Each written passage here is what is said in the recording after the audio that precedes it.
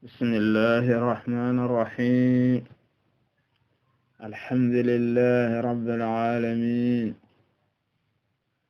والصلاة والسلام على نبي المصطفى أرسله الله رحمة للعالمين، صلى الله عليه وعلى آله وسلم تسليما كثيرا.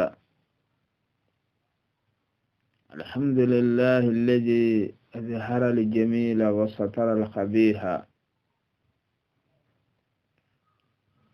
والصلاة والسلام على من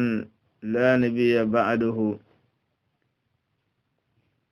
نبينا محمد وعلى آله وأصحابه أجمعين. أما بعد، السلام عليكم ورحمة الله وبركاته. أغنو التي غندم فالي أدونا نجل عن نبي نمين كما وغا كونيني ti silama gon kunyindenga kengeni assalamu alaikum wa rahmatullahi wa barakatuh. Aljanna lemmun kunyinde wallahu subhanahu wa ta'ala o anyagana ana ke kunyinde nyodanga taqi alqiyaman kotang.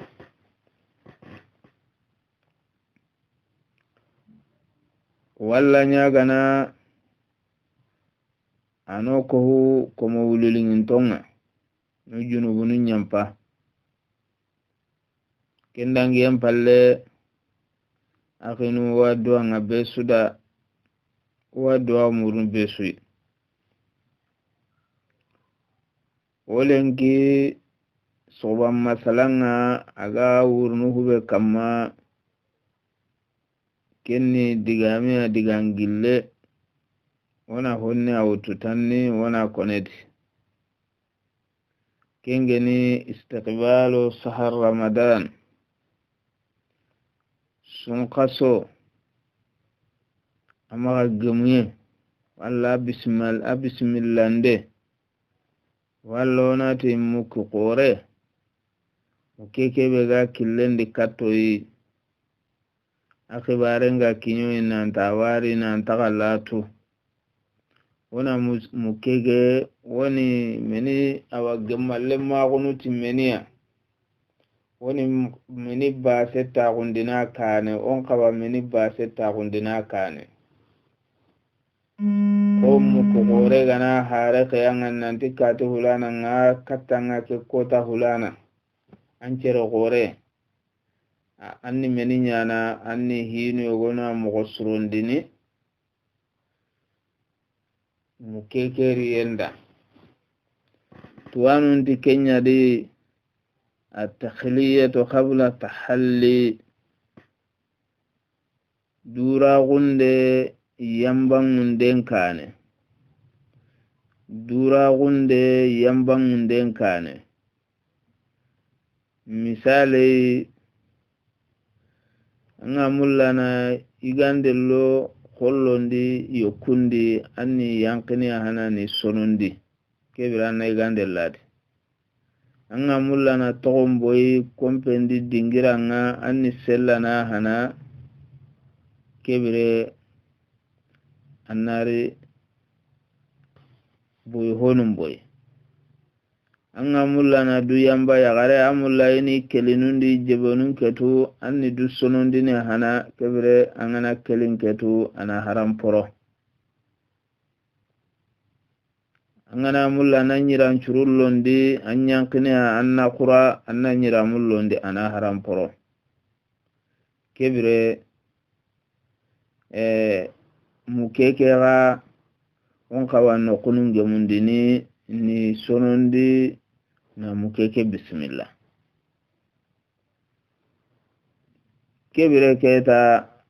soronni kangale haladi ke mukege malle magundi sorongale halad dantantodi mukeke gemalle magundi soro yogonwanu nga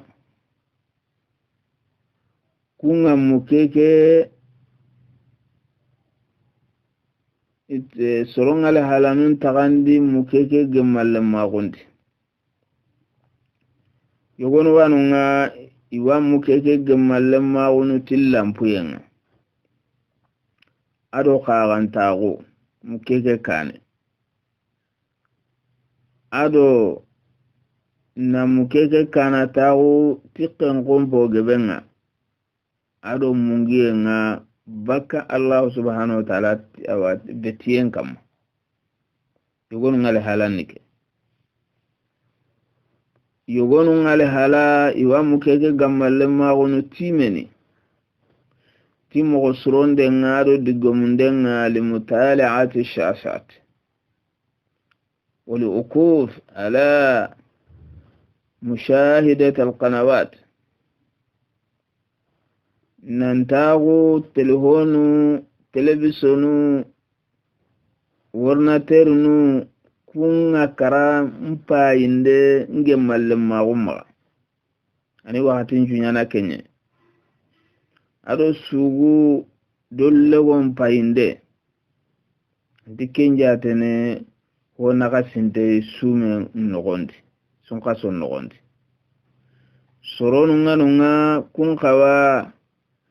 sun kaso ge gemalle ma gunu ti wurun kan kompo khorenga ado daga na liunga kati sakanunga ado tuma dingiranunga na nogumulle muru dingiranunga anga telanya golle gantanga wakati so anga nyana kan kombane yogonu kale halani ken yogonu kale hala iwa sun kaso ke gemalle ma gunu bil israf fi ta'am wa sharab wal funani fi dhalik iwa sun kaso gemalle ma gunu ti bonondinde kemperandanginde ige honundi laga sarangana yikinyene kendinyi anga ige hon kabila sutu alkempo hogobo na litai anga mini hon kabila sutu ada hogobo na litai mini hon kaltenchu ige hon kaltenchu وكأن رمضان هو شهر الأكل والشرب لا شهر الصوم angana mirena hay kun kama no kibarenda ni simana nanti kusun kason kinoi ti ige mbane akanne maka ku kabila no ho suga koni kusu heti soro iga gemu sawabanga sun kason bitimel dandi mogondi konu ni soronga iga gemu tongunga sawabanga sun kason gemundendi alla gari tawfiqin yakunda alla no yakunga kun choroni konu alladhina arada Allahu bihim alkhayra wa anara basairahum liru'yati alhaq kun soroi alla gari kubenu sondongeru noro igeri tongunti tongwana betu watamyiza bainahu wa bain al-batil na garendo tongumbo gumedi kun kamanwani sun kasonge malle magunu bil farh wa surur tinyagali endo hete dumbakenga ado du mo surondenga meni sababu ni kusoroga sun kasonge munde tikale halai eri kunda fahamu nanti sun kasonni wakati yayi wakati bege ni junubu kafari ngati wakati bege ni nan kolibaka hutu awa kontira hinun danga kontini na junubu nube nu deberi anga du bogotini baka kundi kunda fahamu nanti sun kaso kafari kasonya sun kaso hinne kasonya na Allah subhanahu wa ta'ala ga hinne no ga hinne me sun kaso kamporo nden kasonya ni nambogo jahannaba imben sun kaso arjannal polla kunyinde kasonyani jahannaban polla kun taganden kasonyani Allah nabi nyimme Muhammad sallallahu alaihi wasallam anyi meninyana anyi imen jangunga agi nimis wasana agi musunangarana tisun kasollienga agatini danga atakum Ramadan sahrul mubarak sun kasolla gaya kasubere kinte sun kasolla gaya Allah gede kasobe sumen ngojobindaga kama sun kasolla gaya kamun polla kunga munyini te qeringa sun kasolla gaya awa jahannaba holla kunga tagane sun kasolla gaya jinnan cetanu murtin donga sitini sun kasolla gaya urubani anogondi agampesu ujina kasoye sun kasolla gaya kaso kibe ibe gana kume akheringa an kume khairin cuyi sun kaso ngaddanga anke junubumma yampa awa bone gore dan kita Allah fare sallallahu alaihi wasallam anyi motonunga agi nimisi wasanati kudigan kannu ay sun kaso liyendi sun kaso lagay koy ke kaso berekinte sun kaso lagay kaso be Allah gada sumen ngojobindaga kamma sun kaso lagay kaso kebe ko kamun polla kunga munyinedi sun kaso lagay kaso kebe jahannaban polla kunga tagane sun kaso lagay kaso kebe jinnan cetanu nga sitini sun kaso lagay kaso kebe urubane betenga urubane ga no gonda betenga pungu ujina kaso tannagate ado sino sikido kaso nagati tancege do sino sikido kaso nagati agemme kenye sun kaso lagay kaso kebe khairu qore be gana kume anga kume hadise ge sakal bani di ati hadise ge sahantenyen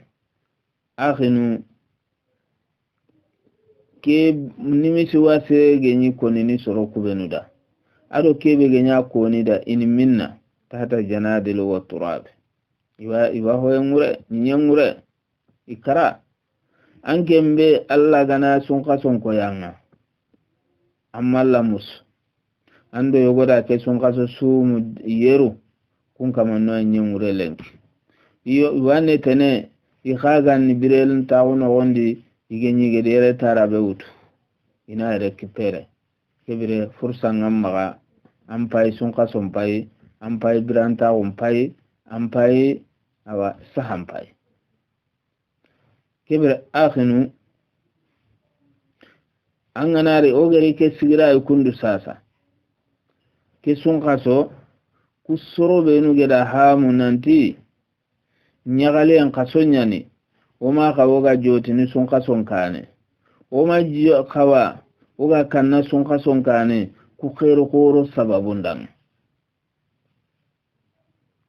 kebire menen kawanyana atui ketan nanti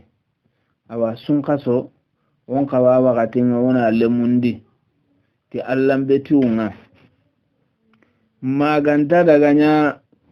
anke mbega male gundi anga male mundi ti allambe tienga anga telle nimisi alqiyamah kota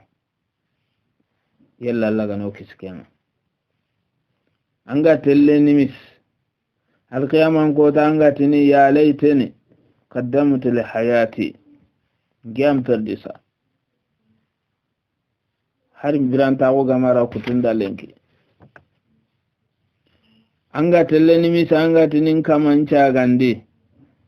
katiduna ila alli a'malu saliha fima taraktu kingan taganyana allan cagandi ere taranna ere kipere ngenyi harata nai sunka sondi aro sunka sontana gelle khair nunga nan cage ina de beriken taganyana anna kusanta nimise kebera ganta ka korne yalla lagano kisken aganu kenya sababuni kusoro benu gedi sunka so ke hamu ke fahamu mo siredi idi sunka so nga ira gemalle ma ko timenia walla on gawa sunka songe malle magunu timeniya ahananni atawbatan ila Allah na dusa gandi katallai ahana kana baka hi merente su ange nyanya na nan kaso baka junubu su ange nyanya na nan kaso annan cage bakke baka garendi nan cage katitunga baka bonondindendi nan cage kati surondindenga baka jaman fatahetandendi nan cage kati jaman kuhumandenga baka magancendundi nan cage kati jikirnundo qur'ana kharangunga wallahu subhanahu wa ta'ala imegeti وتوبوا إلى الله جميعا أيها المؤمنون لعلكم تفلحون خساغي كتلي maga ho warana ho togo ho burancu bega sudi katakuda annanya menia takki qora kitana keni sun khason kana tagol hana ho hana nya hayken nan tube katallai wanati tubu dugundana taswifinga tubu ngollendi ngana hoy sawfa afwal tanni meni terin kana katti kangagat anni meni dugundini katti kangagat angan tubu dugundini mingera wara akhi yalla laydun nanda Allah na katti kanga gati anantanga birana kebire sunka sompai tube katallai kanga gatini kalle malake gari nanga kanga le halani kalle malake ganyini kanga le halani kam mungun tauni kalle malake ganyini kebire tube kata Allah subhanahu wa ta'ala Allah ni junubun cuka farindananga tubura gandana ni tuba non danga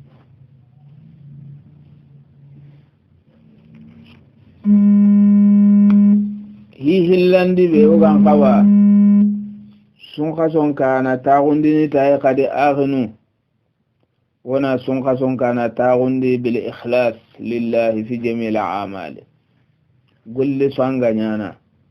dukko inta gumma ngoredi to ko mure ma ngoredi kanan ka mure ma ngoredi ananya ti Allah bane har soronga nako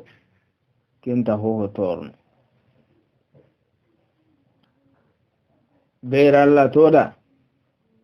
ومن كان يرجو لقاء ربه فليعمل عملا صالحا ولا يشرك بعبادة ربه أحدا الله تسريب أنجي كينغات أنجو كنتنغاي ننتنغاري نسيكي كي الله جمنا غانيك آرائك الله دانغا مجمال لما غن أنا قولن دبرا السري أنا قولن دبرا خلاص سنتي ko takim ma ngurangolle gada Allah gahe gaire Allah ne jimmen kada kono dati Allah subhanahu wa ta'ala to odanga nanti ke Allah ni karanon cukara nanga angenin kedo seretana ko ho mudu tamidi wana mudu mutona tagandin gena tagande mutanna tagande mutu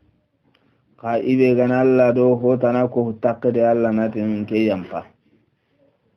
Allah natin ke yampa anken kome antin pinun Allah do katima Allah natin a tokoti ken katiya beri Allah ganta gana ko tabe ken katima sede Allah gadan tagagadi malakenu benu waradanga ken katinti ken kalai angeda nyogora gallai na kini hotana Allah na ammu ma kesu toko kimpo amaka wa haka janga nan gollunde beriti Allah do hotana ya Allah nan golluku toko kimpo amaka kebre sumen baye gade Allah subhanahu wa ta'ala annabi nyimmen da kono da gade hadisul qudusi ndinnanti Allah te haramaren men gollencu asuna nya kalle ina bane tuganda tamwa na dubule nanda kinyama komonyeri makate hakebe komen tetu gantanyi sume niki Allah bane akalle munu batano imenyi sumunu imunonunda yi sallini da ya sadaqindini da ya kursindini da ka Allah subhanahu wa ta'ala bane batano bane andi yanyi sumunu Allah bane da aginu ifikandini kanga oga sunka sonkana taagunu tai wana sunka sonkana taagundi bi itibai sunnati nabi sallallahu alaihi wasallam Allah ne yimmen cunnanga dangi mogobe sunka son kibarundi asalli mogonu nyageni ba sumun kutu mogonu nyageni suguru mogonu nyageni na igandun gemundo hakkenga yageni awa anna sunka son gemundi awa ke ngale halati anna sonka songa mundi ko farengeni golleni sonka sondi mogobe ko annabi ni mengeru konoda sumen ni soronchu mu kota minnen ni soron minu kota asuganati di sonka songoro kota be anke ndungoro amma ngori sumu kehinia asuganati awa minaka songoro kota be anke ndungoro amma ngori mini kehinia bokebere anna sonka so anna wutu kyale halade ko annabi nyimme agado nyamere mogobe sallallahu alaihi wasallam annandu korosi hinu benu hoga hona gasini sonka so mbarajenga walla ga sume ke me bonundini annandu korose agenu hina gatandini menia wona sonka so ngemalle ma wuti seberi renga nan ceberi katakuda seberi yake anande ma seberi yake kabilange benni anna seberi igandilingen bayandi ngori dulle nganga sume makuta anna seberi annan duraga minu hompai anna seberi annan duraga anka gumen pay anka ranga aha ampajungoyi kanchu muntenni anna seberi hoho hajunga kinyene sonka soke kiendi na nyalla di dagandanda seberi anna togono anna seberi sume ke kote yanka kama go aga koni nanti seberi ye limananka gun takande nyogwani Allah di seberanu ngadi adi nyina te khairu gore Allah di innama yuwaffa sabiruna ajrahum bighairi hisab keni takki gore ay seberanun takkanu gorna nakini anke nyimenta haqqantu seberiye awa tagandini kati tagandu sikya atagandi hananni menia sebere allambeti ke qoteen kamma mangandi kini mogondi sebere allan kuteen kai nandura ga mangandi togononga few seberi an qotee ke be ga kinya jarabinta hinu benu gana kinya ngat seberi katakuda anka annam maga daganya angan kaman kitra koini kati hotanai masalanga tini aganga koini soronga ba aga sede kadi ngoride alla dikiya nyinga ko anga telle sigi hangamanu laqenga anga seretana bakatin taun koini nanti kati dikedo kya nyinga alla rakutonga na kinyanga anga maseberi su ahanyana go ampatelle lagadu khasa kati tege honu nyai Allah kamma haga nga pilenyana Allah subhanahu wa ta'ala kamma bukebere ku hinu kun sikki herantei hadamare menna awa kutwa yoka ku seberu sikin kabila be hay kundu sababu ni khada sababu ni yogon wana ngana kunkita aba an ande mana ku seberen kabila no sikisu supportenden kamma kun sababu ni yogoni menia muhabbatullah ta'ala ana Allah khinuye kinnan cibetan condo mende hana ahillandin menia Allah kanne khawfullah wa khashiyatuhu nan kenu Allah ken kasbet asikandin ni kanga anyon kike awurgin ta gunda doron ta go kennan cibeti nan di yon kike be hindi de hi qor nam duro koto nam maga yon kike jase nam maga yon kike nam maga merendi pasiga angedi yon kike fasa mun ta guntu bane anga tunu ketan nan di jaga huani nan kawa korosini nan maga hode beri kebe ganyana sababu wa yonki ke ga tele jase jahannaba no wonde aramare min ngana iyonkin titirin tubane anga nyana ndu korosindane sababu na gatandi nimenia na natanga na dohondi maga natangilo ndi buru ke hay sababu no benuga serende mana sederi yake kabila nukusi kibyoge do konanda sababu karagandi hubenu geni igo honu hubenu geni mini honu hubenu geni yetu honu awa hubenu geni yogonu khibaro annandu korosi anna jikku sirago to kunyangendi ko gene ko batarampinya annandu korosi anna lato bake igo hono bataran igo hono annandu lato ndia bataran minu hono annandu lato ndia bataran yeti hono annandu lato ndia bataran yogunu annandu lato ndia bataran jikunu annandu lato ndia kene sababu karagandi nga hube ga hadamare mende mana seberiyen kamma sababu tumundi hube gande mana hadamare mende mana seberiyen kamma alhaya'u min Allah ta'ala nan yago Allah subhanahu wa ta'ala annan yaga Allah kwanga nan koto anga yago no kabilan kristenga mogobe nan koto anga yago an kalluwa mogobe anganta mulla an kalluga kebe mukunnan tanke ndiken ko andi deberi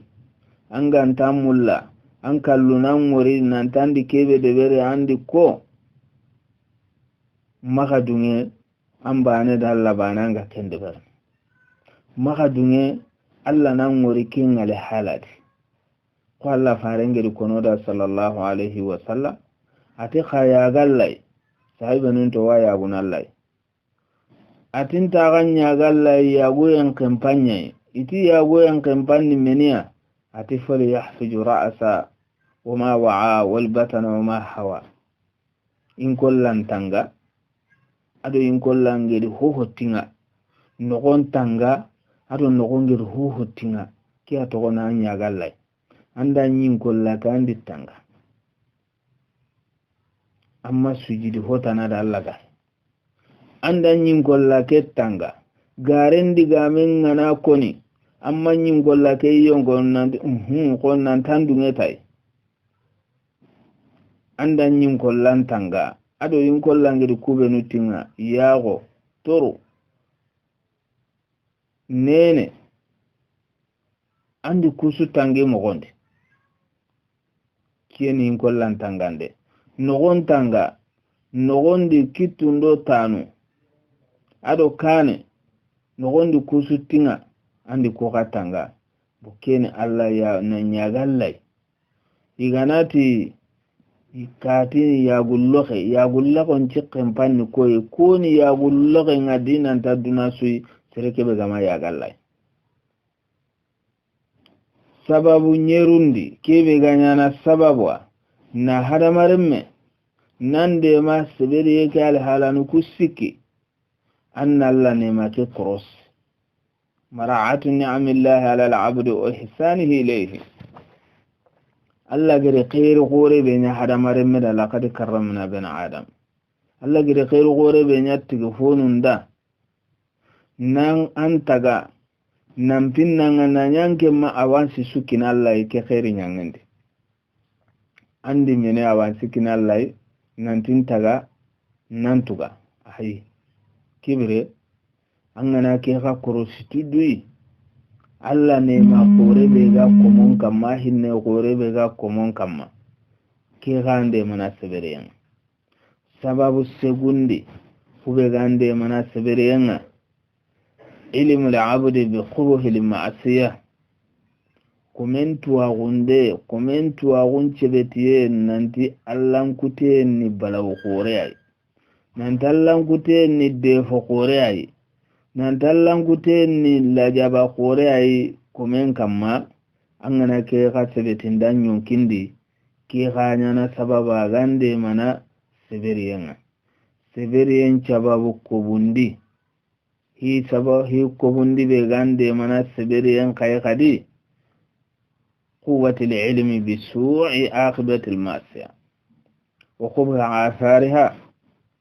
كمنا سبت دي يمكن دي ننتلن كتير بني قورو كتو أغن كان نشبتان كما ننتي ألن كتير هي بره هي يعني كمين كنانا هي كيبي أنكي رغانتدي هي تموندي kibe gande mana sabere nga khadi ma'rifati ma tajlabuhu ta'ati min al-awaqib al-hamida kumenna sabeti ndi yonkinde annatu allambeti nga khairi be futunu kattanga allambeti nga lagahiya be futunu katti komenga anna kenqatu angana kenqatu kenkani sababu way hube gande mana seberi yake ala halanu kusiki suyi sababu tamundo banandi kibe ga komende mana seberi yake anna limanan ka gunyite anna attontan chondo men kama limanan ka gunyite kinnan togo an chondo men kama ku hinu kundu tammido bane i komebe gana kutu kuni sababu wai aga hadamaren men de mana sibere yake ale halanu kusiki sukama kebire wona dangi hi karagandi be ogan kawa sun khaso magage munutai kenni menia na wakatin tanga hifdil waqti wastimsarihi bi ta'atin na sun kaso ke wakatin korosi na wakati kelle mundite allambetiunga wakati duro magadanga maga sun kaso ndi betiye gantandati wakati maga kitam maga sun kaso ndi betiye manyedi angiri kenga gati lemundite allan kutenga maka kende beri agno beri wakati mpaide hi korean wakati ngana danganga am perdedi antaka ille nerini wo kalsi ngana nyeme ayo araga ille nerini mogobe ko yonkin chahanga na dangi watengeri yonki ke sahalla ga ille nerini mogobe wakati nkempetike wakati nkenga dangi adangi ata kebire komenna kenka cross anga gati amma ka perda amma ga bere Allah subhanahu wa ta'ala ado nyameri geti wakati kem maga perdi wakati kem maga danga maga beti ga mangura nogonde wakati ke yogoni kanga sun kaso ke kiye akiye ke wakati na utu yawa fajiri nga makiye ngankano ke wakati Allah di ke wakati mogon konanda qur'ana dati faman shahida minkum shahra falyasmu kebere man kana marida wala safar wa iddat min ayam ukhra bo kebere ke wakati kiye ke wakati mpayanda ke ado hubenu kanaga no gondi ge lijikirununga ko faran kageri konanda man sama ramadana imana wa ihtisaba khusira lahu ma taqaddama min jambihi faran dike ga konanda an gana sun kason jumu mumina ko kamalla wan junubun nyampana kebere wakati ke yogoni kanka e kadi urun cike sun kaso ke uronka dudo koto anna hokita anna sigi kenka no gondi wakati ke yogoni kanka e kadi asikande qur'ana karange dudo koto sun kaso ke wakati nun no gondi anna wakati kita kenga nyananda qur'ana karanga kara wakati ya wakati ke yogoni kanka e kadi nagatandi kenni at-tafsir sa'imin tafsir sa'imin anna sumanu nyogonu minindi mana na sumu hokinia akara gandini kanga alijudi wakati ke go kuranden menia honnan kirako Allah gari no nyanda anga hokun anga soron kunu kubenu awa Allah subhanahu wa ta'ala gama no nyidanga wakati ke goni kanga anna alumuran kanya no gondi sunka son no gondi galala gada senyanda wakati ke goni kanga nyerundi al-itikaf al-intikaf na goga alla gana ga no ndanda akani wakati ke kurande nyugo beru munasara kon nanti farenga sallallahu alaihi wasallam ani awa itikaf na gonde berini tallegerendi aya garon kanya de berna ahalle wakati ke goni kanga ahi segundi lailatul qadri aga anna khamuru awakati ngana kinya beri farenga sallallahu alaihi wasallam ada koni lailatul qadri adigamu akhbarent kebire ku hay wakati nun kurandu nya ku hinu se hitumundi be oga awasa sunqaso magagamnu tayi istiqbal ramadana بإتقان العمل وإحسانه أنا سنقصوك قول لي أنا نقول لي سننتي نقول لي كنا نشونو فيديو مغامرة نقولي فيديو مغامرة أنقول لكم نقولي أسومون كارانيا جنبا أنا في الأنكارانيا جنبا هو جنبه سري أنغانيا سنقصوك نقولي anna dudo goto anna khence fare ngedi deber mogobe sallallahu alaihi wasallam kebire ke khani hiyo goy ogan kawa sun khaso maga gemunitai sun khaso ke amaga gemu hinu nyogoni kanka ya gade kengeni nyeru hi nyerundi wona sun khaso maga gemundi بالعفو والتسامح وحسن الخلق sun khasona gemman lemma guti yampenga memaga adona hinun nondi mema adona jikun churondi katime ke kundu keni muhimu nya jiddan sun khason parin agenu yampe kasunyani yampe muri an kasunyana Allah maga o kanyam pame maga ngeti ntayampana ngega Allah ga nyaga nan talla ganyam pinke maga agi antetu Allah na kusatanda nga no sukisike nga maga tanda an gendanti yampana ntege komo maga kanti yampana kamaga kuro nyampame maga katakuda wana nyallan kannanoi kuro nyampame maga Allah farenga sallallahu alaihi wasallam ati gella gananya gadu banambe sume aka gana sumu maga bonondinde deberi maga gajange deberi sonko abada sume ndi maga kende berde sere ganan digamburu sonka sondi walla gari gajange muranga nan tinke sumun tenyane kempeti wosiye lalla kaman kana sebere hitina nakara kebere akhinu koron non dindime maga sunka solli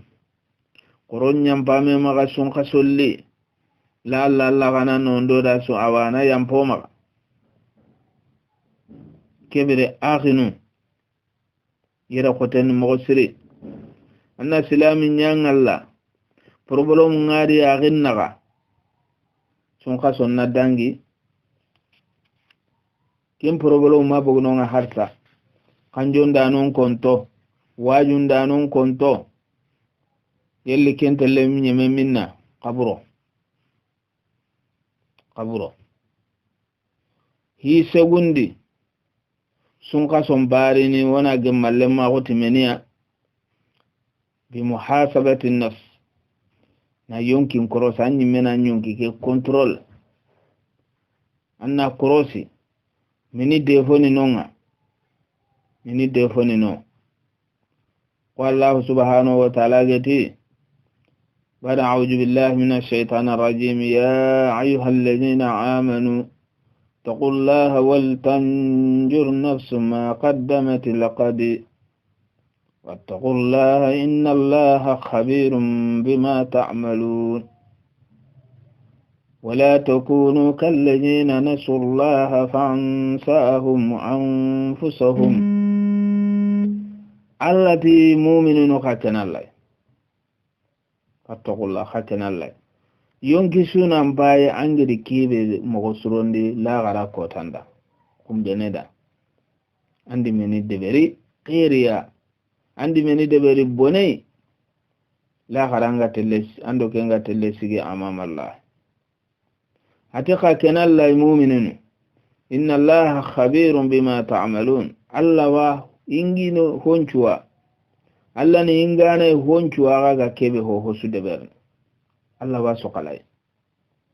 ayilletini wala takunu kallajina nasullah kama ganya soro kubenu ga mungallai igedallanya halara ho igedallanya mungu ho ga mungallai meninya fa ansahum anfusu Allah ka kusi mungundi dua anga mungallai ta Allah ka wa mungundi ni dua anta kan khairi to kadi anga bugallanya mere kinu gondi ampanya na sire ayi anta ka khairu tan andu da khairi anta ka bonetu andu da bone anke ngana sernobe ankanu kumendi bakke ganta arno kiskenga kebide agenu qorom maga mungu keddingira ila qoron nyampame maga andu korosi devonu benu ganga ama kawa ama jere sere mega kun konanda du bokoti bakidi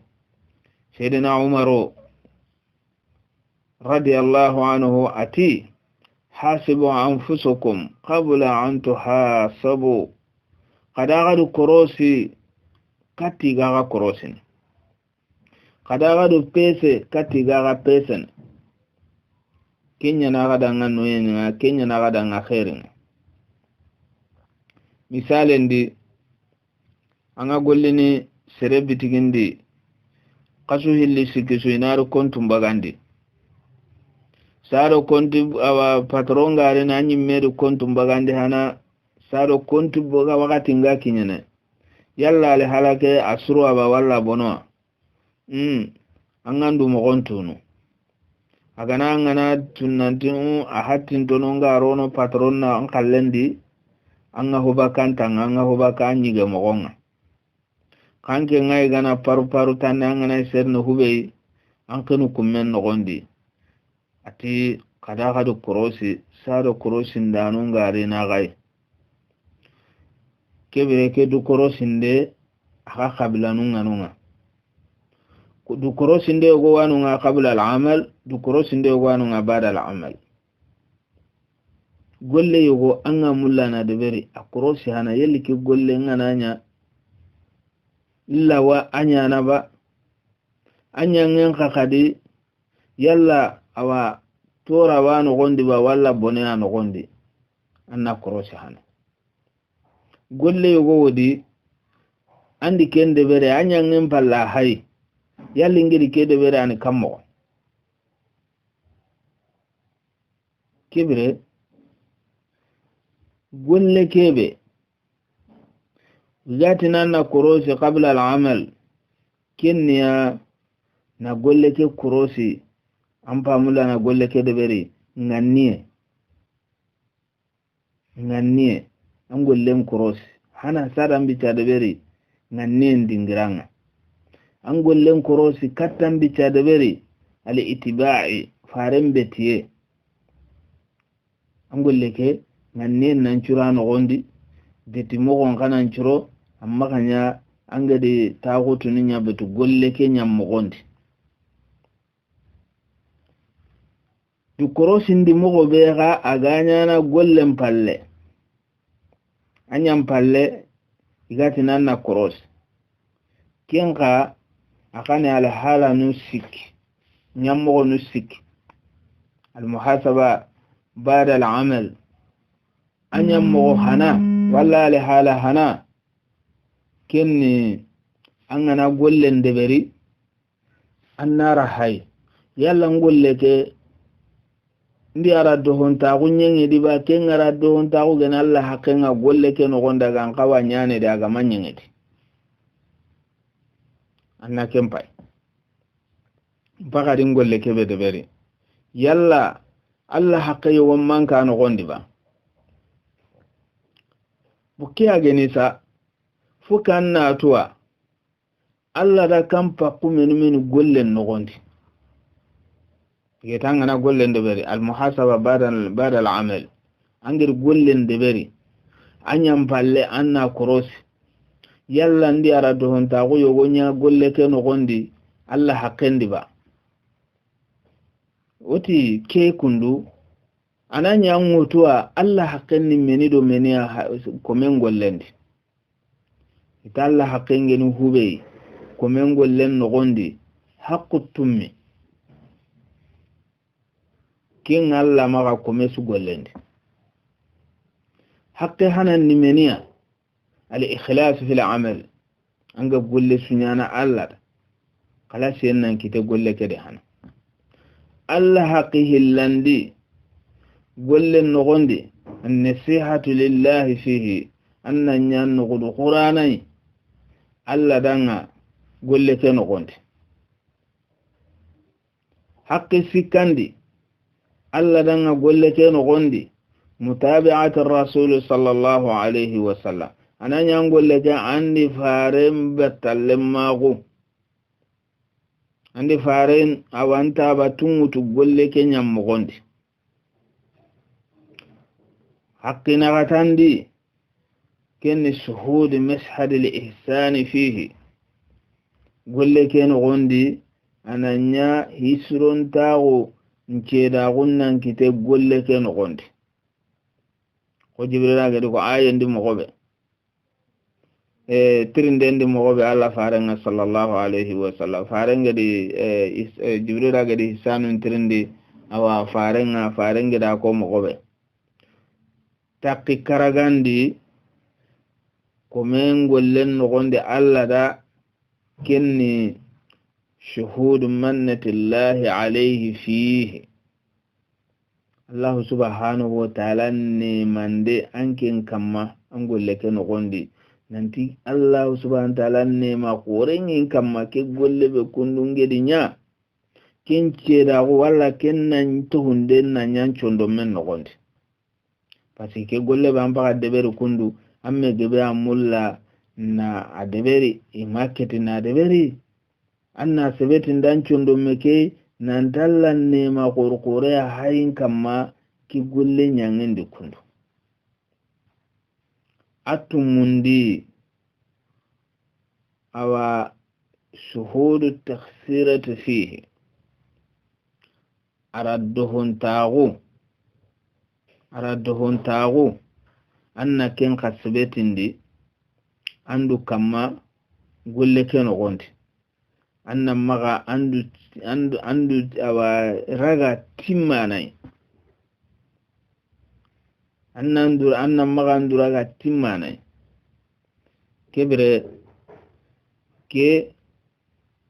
an kuni awasa hinu ay muhasabati ba'da al-amal aha hillandi an yuhasiba nafsahu ala kulli amal annandu korosi golle su kamma an gana golle su nyana annandu korosa kamma akamma ken kan kammo kana tarkuhu khairan min fi'lihi gella ganani golle ka atto kenya gampesa anyangenga walla nyangenya gampesu atto kenga annandu korosi gollen kamma kadi hidagandinte kamma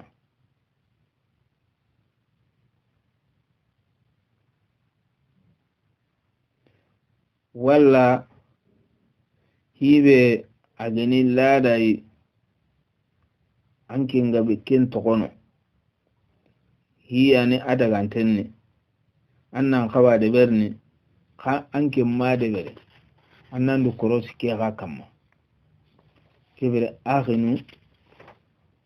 ku hinu kundu wonodu korosi sun kason nogondi sun kason parini wonodu korosi ko alhala nu kamma katakuda Allah no kisi setane wana kete nyana khairi dunkei usun kaso ke nogondi wa murna Allah subhanahu wa ta'ala maga anonya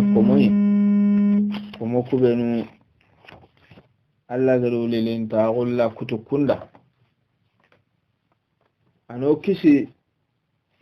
ke hini kisin tonga